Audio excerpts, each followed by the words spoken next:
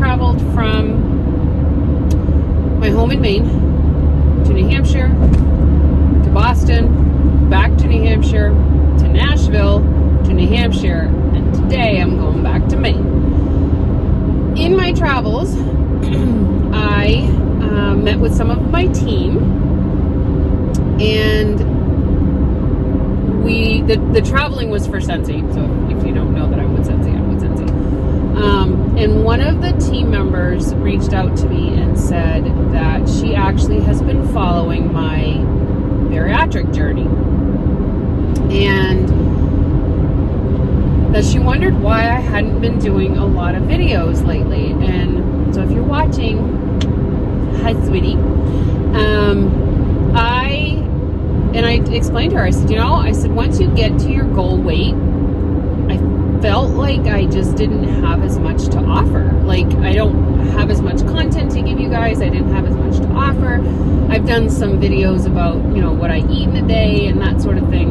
And she said, yeah, but because I really looked forward to seeing how you're progressing or how you're maintaining. And that's important just as much as the loss. And it got me thinking that she's absolutely correct, because I remember in my journey prior to getting bariatric surgery that I was seeking out people on YouTube and online that had gone through the process already and were years out, because I wanted to see their progression, their maintenance, their ability to stay at the level that they needed to stay at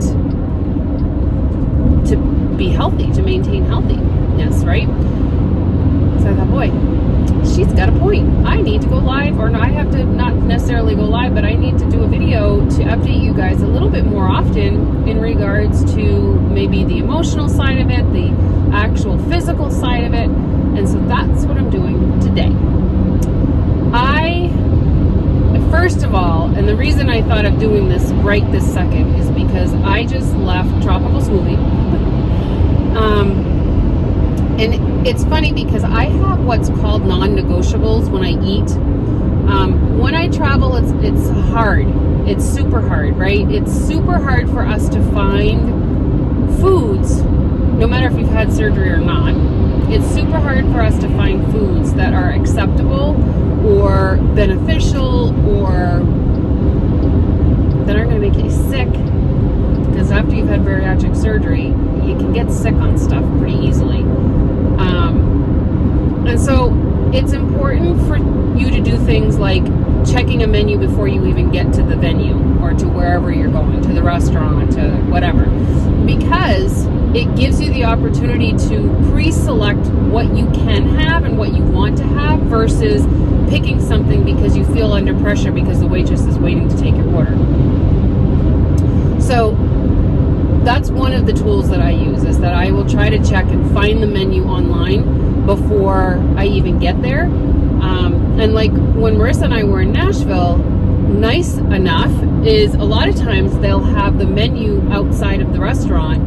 And where we were staying at the resort, there were multiple restaurants. So we would go and we would look at the menu and decide if it was something that we could do or wanted to do.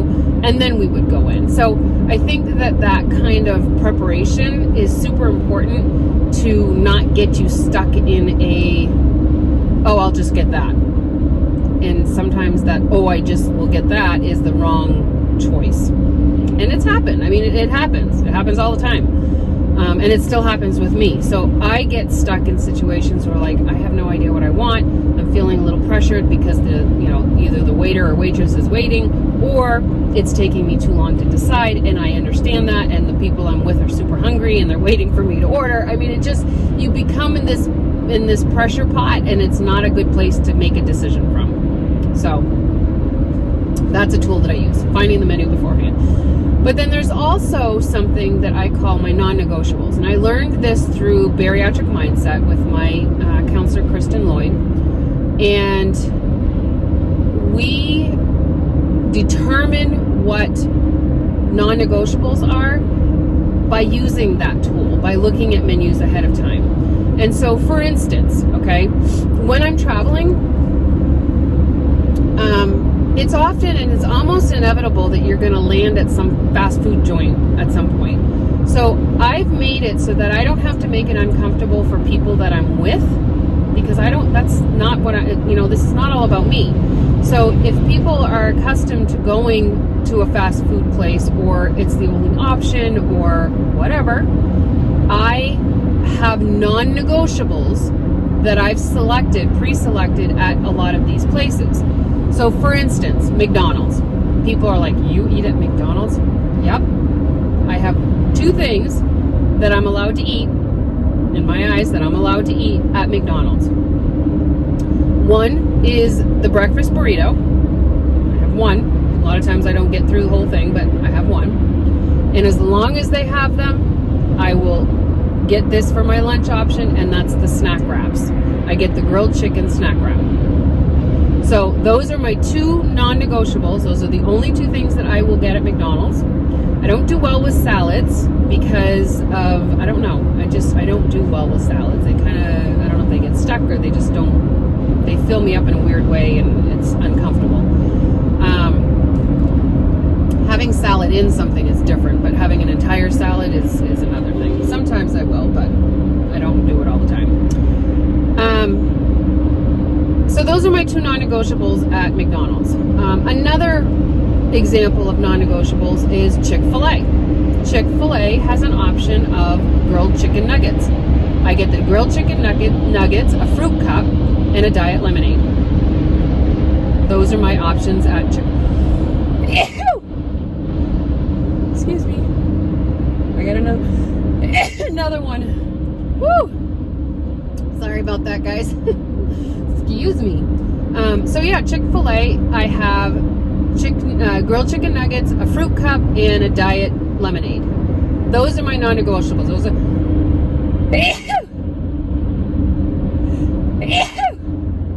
Wow.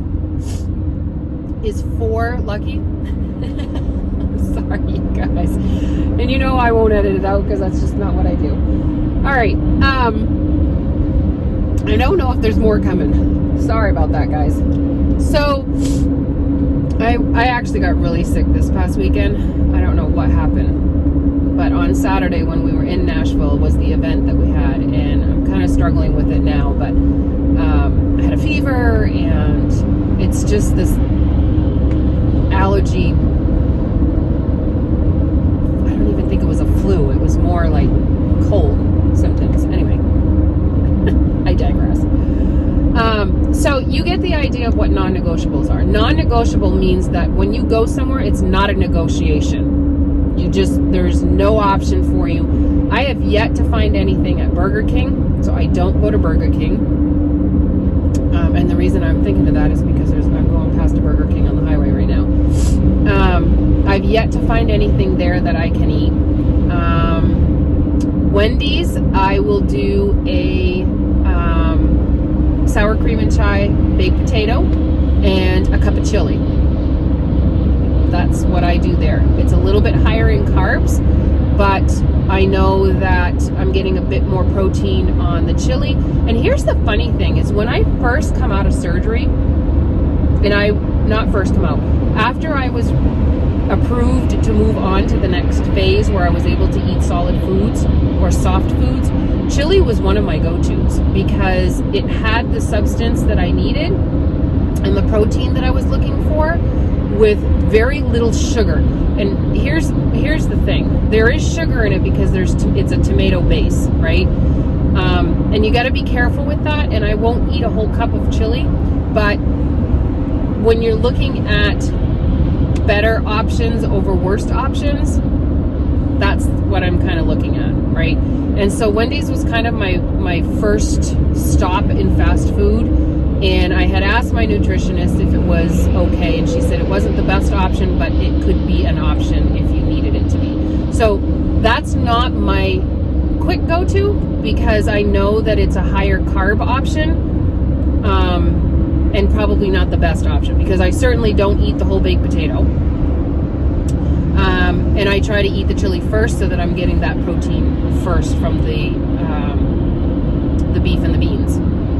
So, what else can I think up off the top? Oh, what started the whole thing. I love to go to tropical smoothie when I can, when there is one. I don't have any of this stuff where I live, so that's what I'm saying. When I'm traveling, I have to have these options, right? I love to get their superfood smoothies, and so the one that I got today was Health Nut.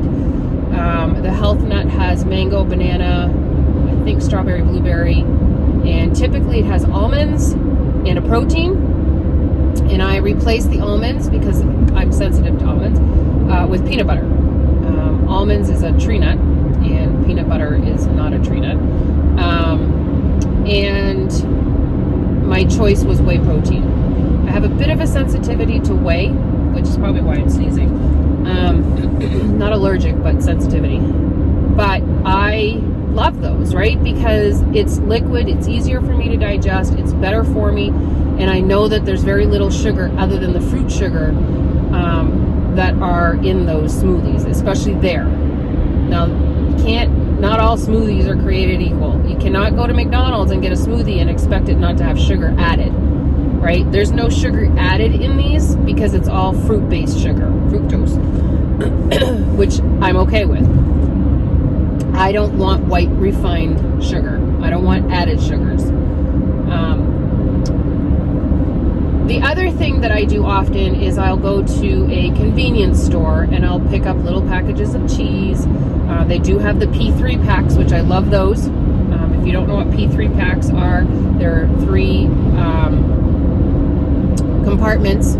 Usually it's cheese, some type of meat like ham or turkey, and then a peanut, like an almond, which I just recently found out that I'm sensitive to almonds. I don't know that they ever really bothered me all that much, but I did an wellness, what was it called? No, Everlywell? Online testing, DNA testing, saliva, finger prick kind of a thing, and found out that I'm pretty sensitive to tree nuts, which I didn't really know that, but I do now. And I suppose I've never really had it in too much of a bulk that it bothered me all that much. But whey was on that list. And I'm going to TMI you. I have had a patch on the back of my back since after surgery. And I've been blaming it on eczema. But I have increased my whey protein 100-fold since after my surgery, because whey protein is in pretty much every shake that I ever had. And so 2 weeks prior to my surgery and then 2 weeks after, that's all I had was shakes, and it was whey protein. So I'm wondering if maybe the abundance of whey has caused me to have a skin issue.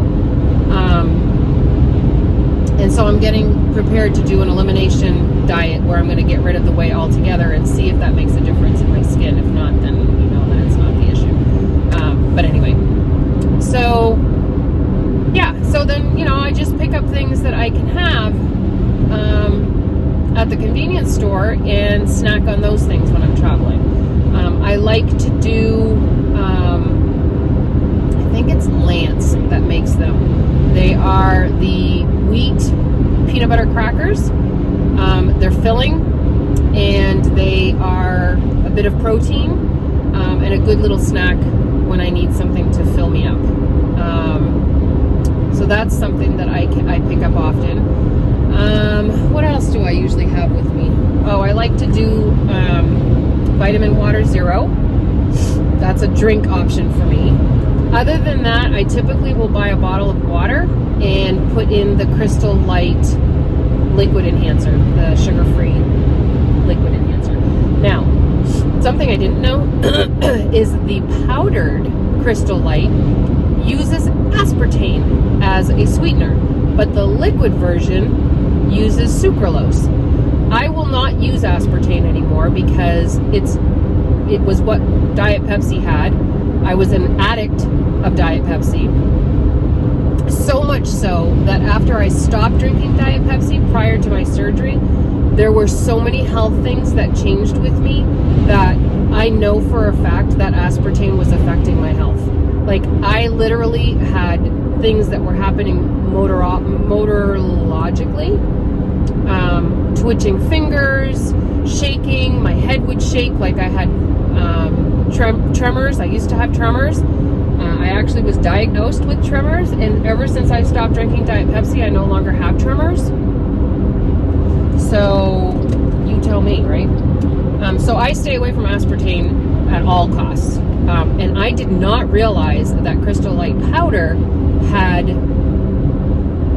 aspartame in it until one day I was at my sister's, and she's like, did you see, or maybe it was my daughter. She's like, did you notice that this has aspartame in it? I won't drink that. I'm like, what? I didn't even notice. So, yeah, but I don't typically drink water by itself, so I use that a lot. I use water enhancers like Mayo. I use that a lot. Crystal Light is a go-to. There's another one that is, oh gosh, I can't think of the name. I don't know. There's a lot of them out there that are good. I just go for the ones that are I love the stevia ones. Actually, it's not sucralose. I think it's stevia, liquid stevia in the liquid Crystal Light. Not 100% sure. So yeah, that's kind of like the food thing when I'm traveling. You know, I still have, here's the thing is, and I remember learning about this when I first started, that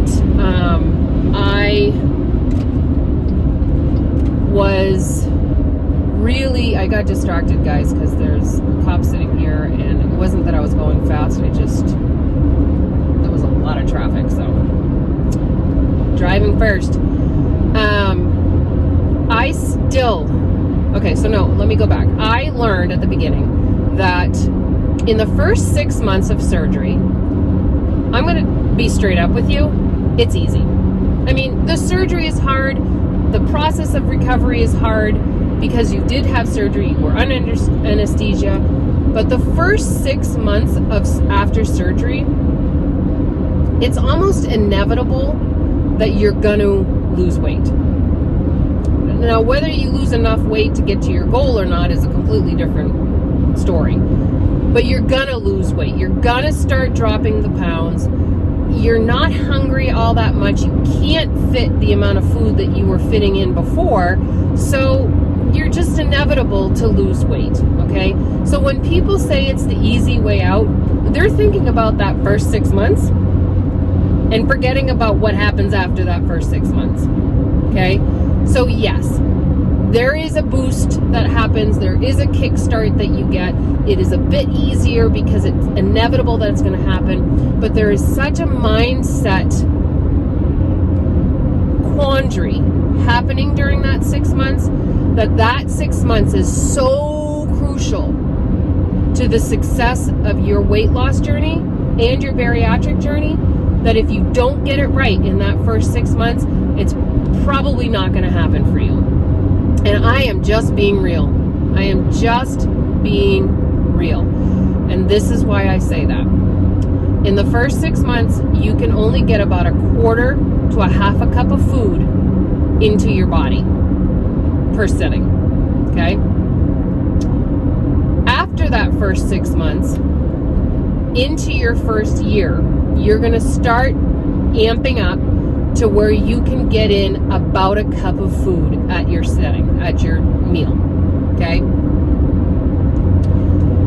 Once you get to that first year mark, and your body starts to accustom to the fact that you can eat a bit more food than you were before, if you have not set your mindset right to eat the foods that you should be eating versus the foods that you want to be eating, then that cup of food can look completely different to everybody. Let me explain. So in the first year, there's something called dumping syndrome. And dumping syndrome is when you eat foods that you should not be eating, you allow the food to enter into your intestines quickly, or if it's sugar, it goes down in there and you just get sick, okay? It can cause vomiting, it can cause diarrhea, it can cause hot flashes, it can cause palpitations. That's all part of what we call dumping syndrome. And dumping syndrome mainly means that your food is dumping into your intestines, either unprocessed, too quickly, or the wrong kind of foods are dumping in there. Okay? So it's super important that you get that food right. Because if you fill that cup of food with Oreos, yep, you can probably eat them. You might get sick because of the sugar. You might. Not everybody gets the same dumping symptoms. So that's the other thing. Some get super sick. Some don't get very sick. For me, I got really sick on sugar, and then I don't get so sick on sugar anymore. It's a bad thing, right? So if I don't get this situated, then it's going to be a problem. I can fill a cup of Oreos, and I can eat a cup of Oreos. Or I can fill a cup with chicken. Non-breaded, non-fried chicken. I can guarantee you that I won't get sick on the chicken, and I probably will get sick on the Oreos, but they're both going to fill my pouch the exact same way, and I'm going to be full, and I'm going to get nutrients and protein out of one that'll help my muscles, and I'm going to not get anything from the other. So, will you decide to fill your cup with nutrients, or will you decide to fill your cup with what you want? That's where the mindset comes in, right? So that's why it's so important that in the first 6 months, you make the decision of what you can and cannot have. And here's the thing. I will never drink alcohol again. People are like, oh, I know people that have had bariatric surgery that drink alcohol. I also know people that have drank alcohol and died after bariatric surgery. I won't be one of them because I choose to no longer have alcohol, period. I also have a 2-bite limit. When I want something sweet, I allow myself 2 bites. The first bite is to say, whoa, I got it. It tastes delicious. The second bite is to thank it and to allow myself to enjoy that final bite and say, that's it. Does it happen all the time? No. But do I regret it after? Yes. So now, 2 years out, I'm able to eat about a cup and a half, right?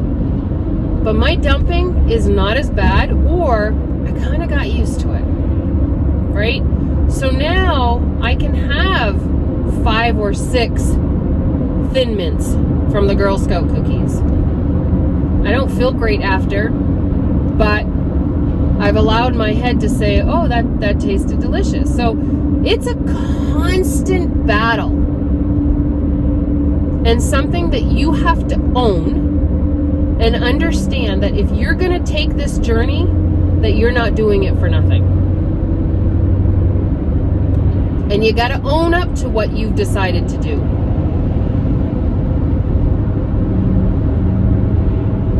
My motto is protein first, fiber second, and whatever I have left for room in my pouch or space in my, appetite, it's good carbs or good fats and good carbs. That's the order that I go in.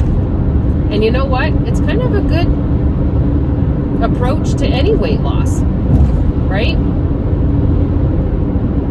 Muscle is super important, and protein is what builds muscle. You ask any bodybuilder, any athlete, any person that works out in a consistent basis, they're going to tell you they do a lot of protein shakes. Protein is super important for them, right? The other super important for somebody that's a bariatric patient is to make sure that you're constantly taking your vitamins.